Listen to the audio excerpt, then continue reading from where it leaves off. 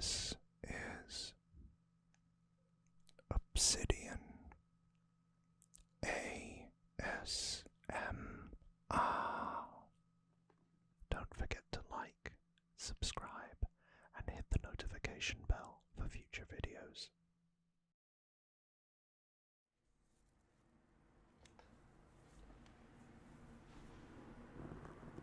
Hey, and welcome back to another Batman ASMR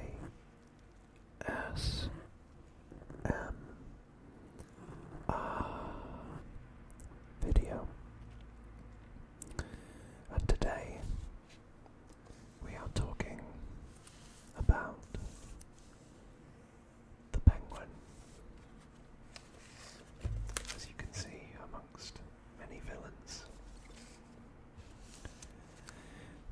the Penguin is one of the oldest villains in the Batman mythos or world,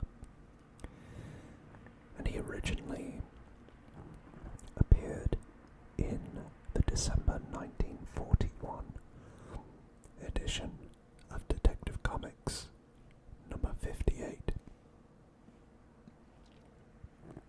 His real name is Oswald Chesterfield Cobblepot. Cobblepot. Cobblepot. Cobblepot. And he was co-created by artists Bob Kane and writer Bill Finger.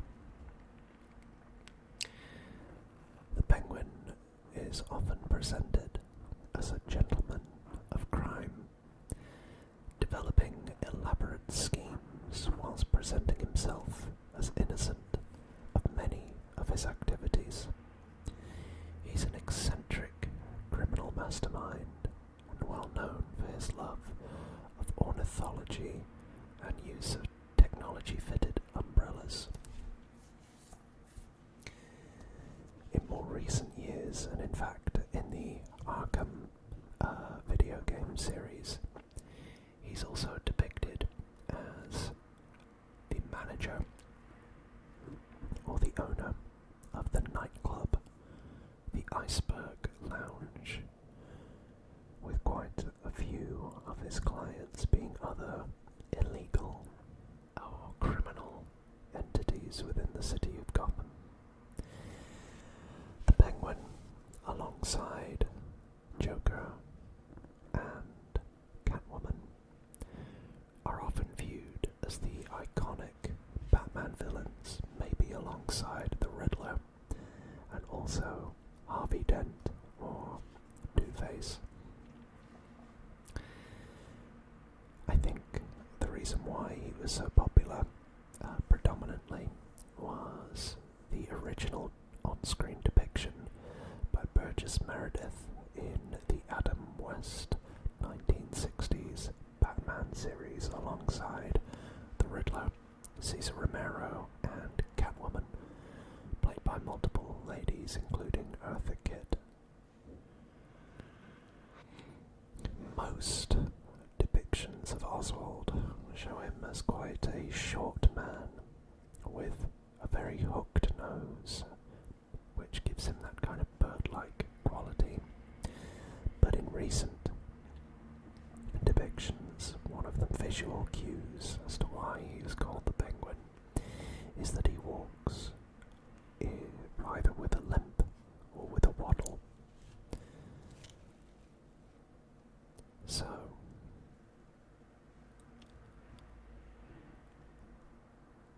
he was very much teased in his early childhood due to this short stature, the obesity, and the hooked nose.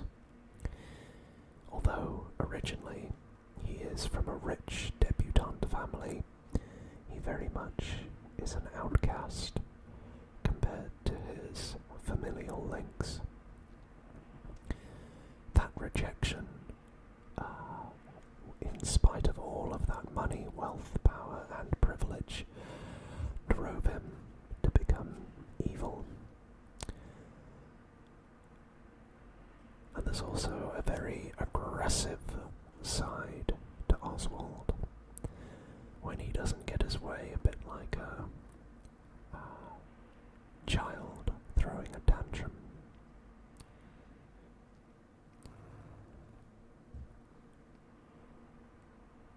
also quite intriguing that in Batman Penguin Triumphant, the graphic novel, it states that Oswald was never insane, but merely used his astute mind and scientific skills in developing weapons to intimidate and control others.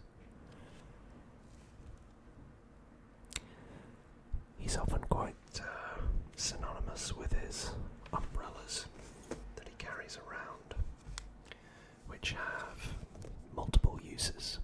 And they can be, for instance, portable gyrocopter or helicopter,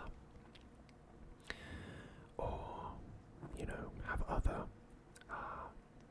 elements as well. He's often also portrayed as wearing very formal attire and usually wearing a top hat to extend his height.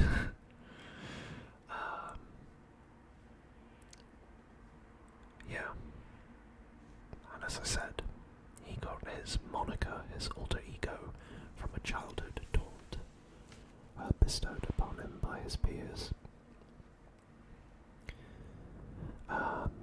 In recent years there's been talk or depictions of the character that actually hates the name the Penguin with a passion. But you can't have Oswald Cobblepot without calling him the Penguin.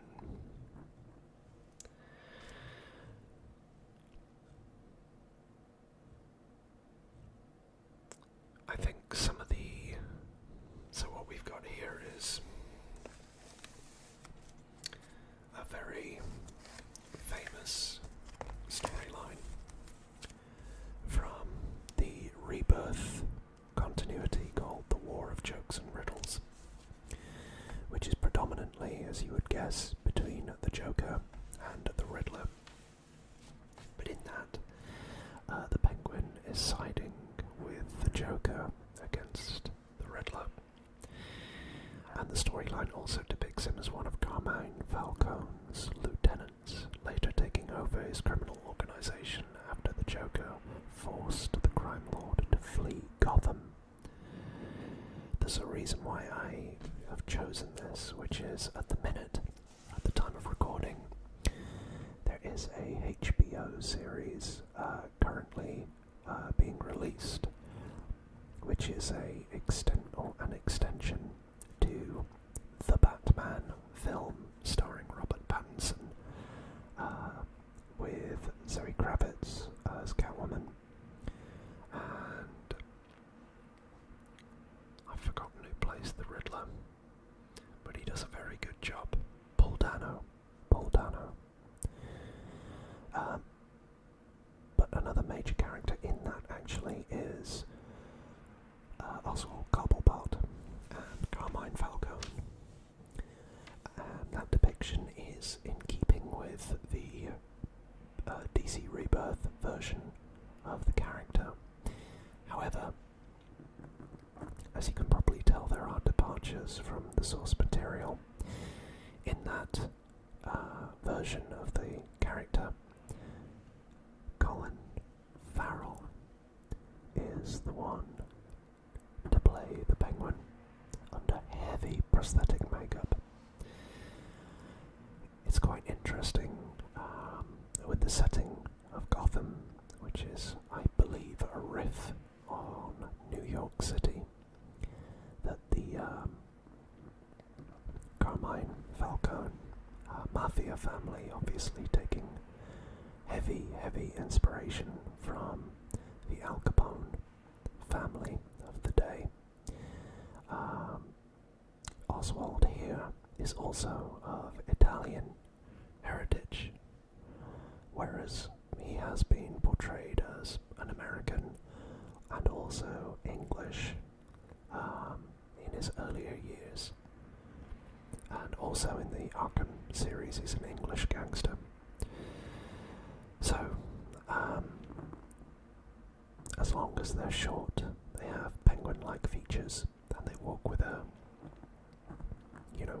limp or a waddle. It all seems to be fair game with the Penguin. TV series The Penguin with Colin Farrell. It does strike a bit like a, mafia, Sopranos or Godfather TV show, but in the Batman universe. But it is very good, and I think Colin Farrell does a remarkable job as the Penguin.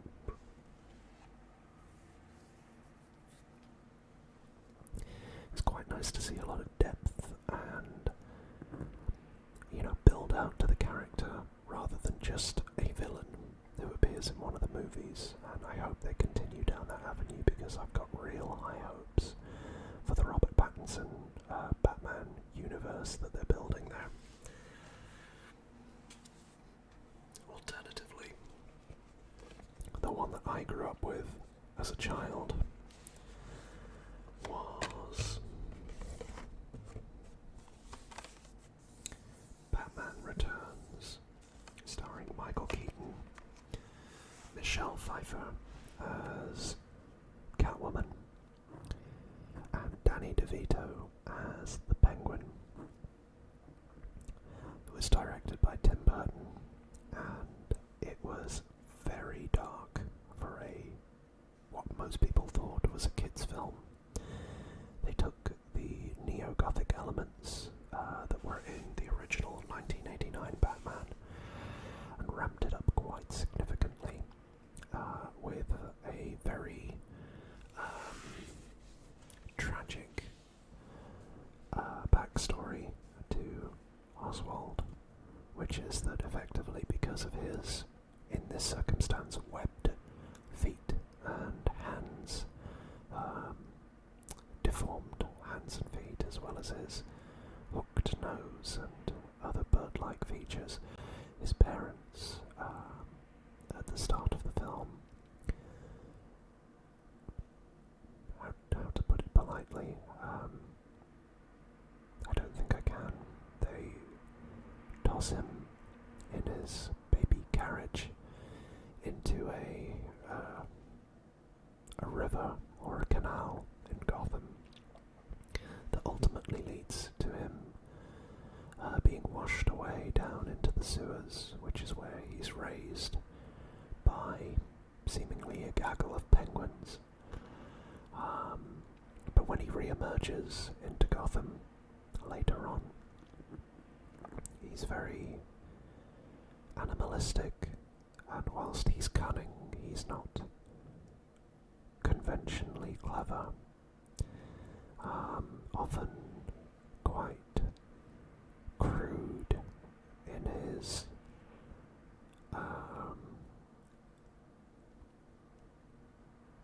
motivations, should we say, and also easily manipulated by the people around him, obviously because he hasn't had an education.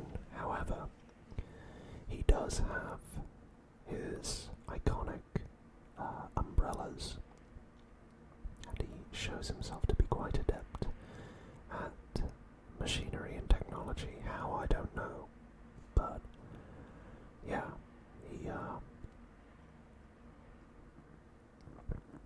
he was always very unsettling for me when I watched it as a child. The portrayal by Danny DeVito was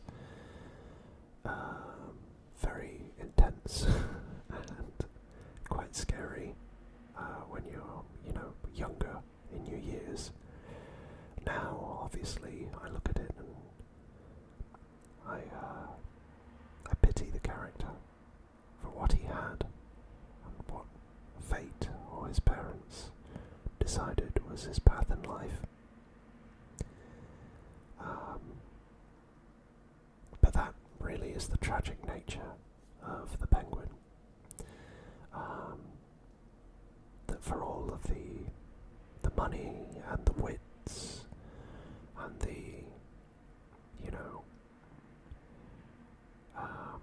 positives that he has going for him, he doesn't seem to be accepted by society. A interesting point about that depiction in Batman Returns is most incarnations before that portrayal in Batman Returns had the Penguin wearing a tuxedo, a top hat, a monocle, white gloves and spats, and that he was short and chubby. None of them seem to have him depicted as non-deformed or deformed. He wasn't viewed as monstrous before the Batman Returns, or grotesque before the Batman Returns interpretation of the character, and in some cases actually he was deemed attractive. But since that film, the Penguin has been depicted with quite considerable consistency as a grotesque psychopath, with, more and more and more attributes of a penguin, to the point where the character becomes a kind of hybrid between the birds and a man.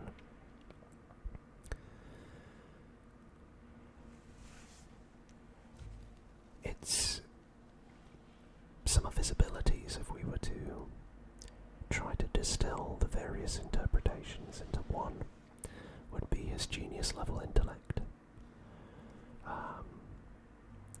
Because he was never really physically strong or appealing, so he had to have a keen intellect to get by. He's quite good at business management, and is often depicted as in charge of criminal operations.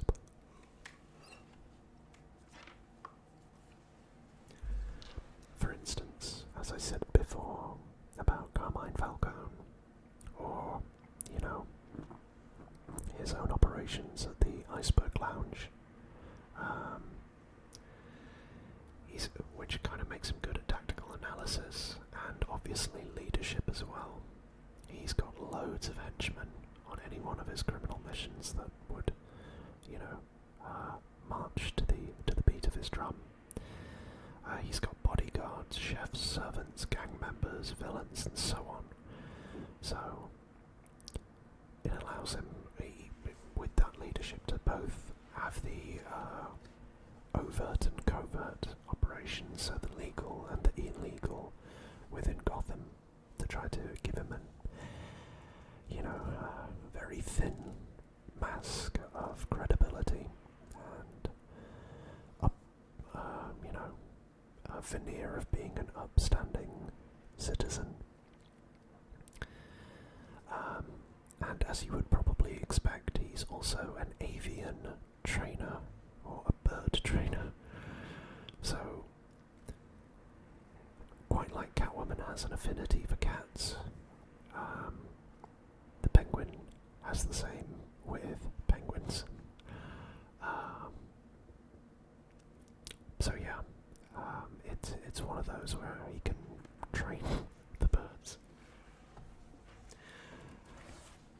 Going back to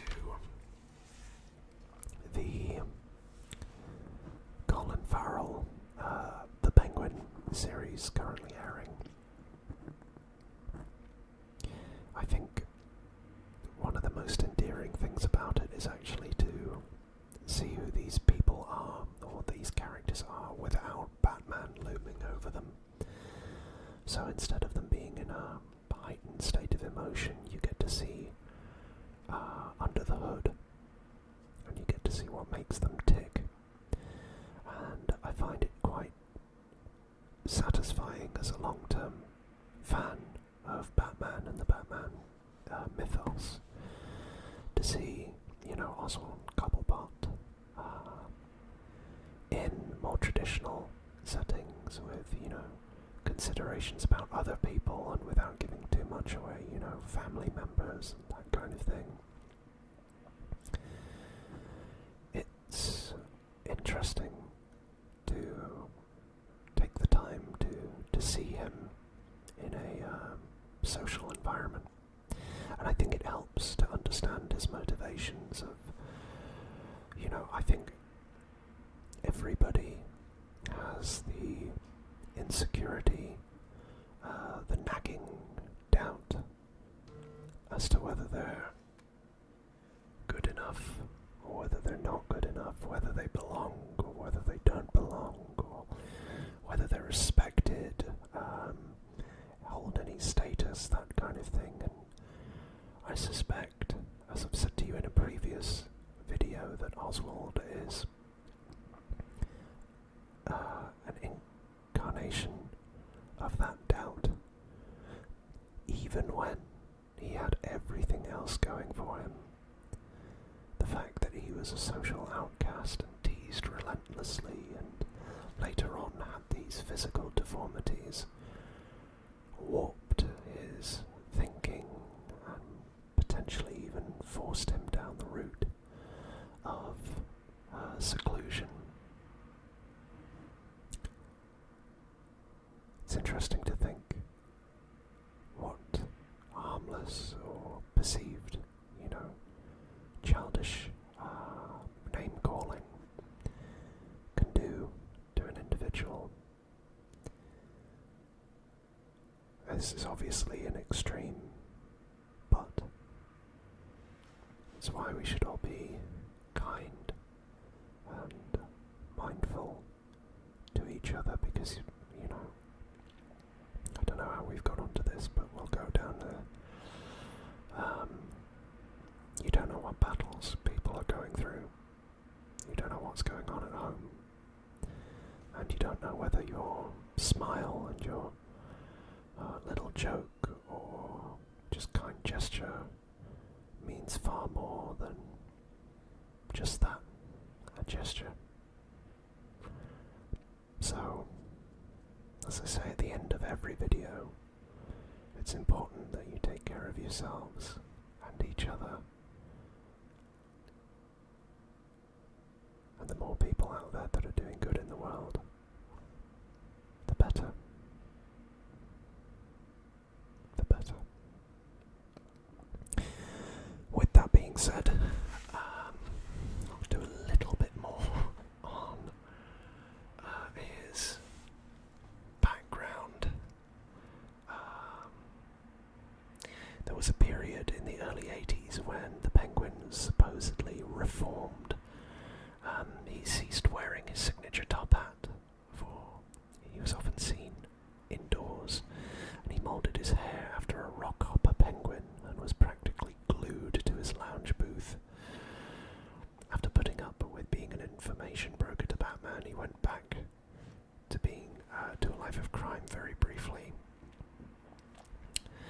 He stole this kind of rare bird statue. Then that led to he and Batman getting into a scuffle at his old hideout. Penguin called it quits and went back to his booth at his lounge. Once he got back, though, he became horrified that Batman got to the statue hidden in an egg he had with him, making things worse, and thus taking him back to vowing revenge on Batman. The Infinite Crisis series is also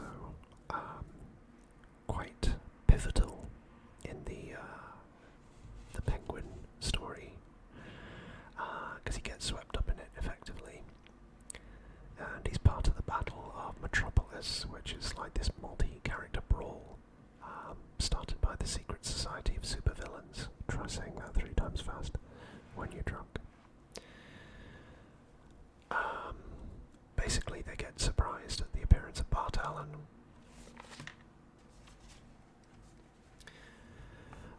Later in that series, he then becomes a prominent figure in the new Gotham Underground tie-in to the series called Countdown, where he's hired by Batman as a snitch, using his criminal contacts to give Batman an edge over Gotham's criminals.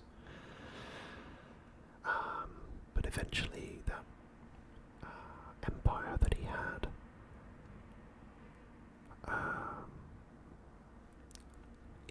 his criminal empire starts to crumble because of a returning Black Mask who also dabbles in the criminal underground of Gotham.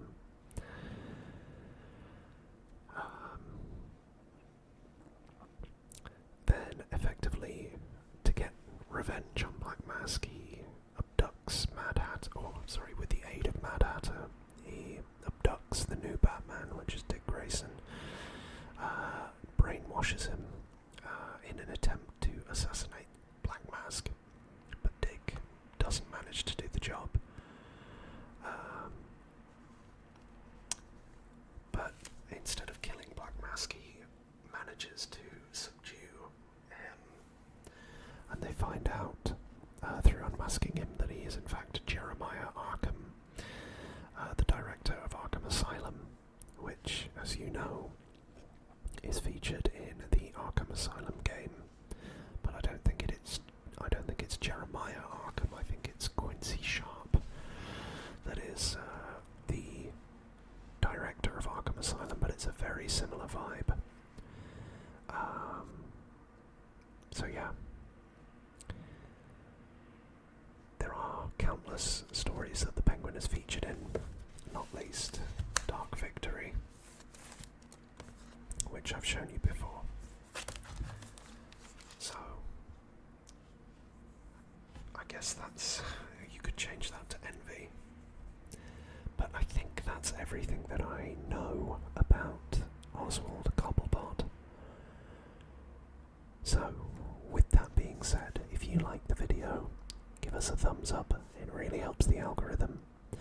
Or drop a comment below for which video, whether that's Batman or not, you would like to see next. And finally, and I'll do it right this time, after the point of, if you did like it and you're asleep and my dulcet tones are, good at getting the tingles in those ears, then why not subscribe and help this channel help other people. The algorithm, I should say, loves it. Now, with all that being said, all that's left to say is take care of yourselves and each other. Goodbye for now, everyone.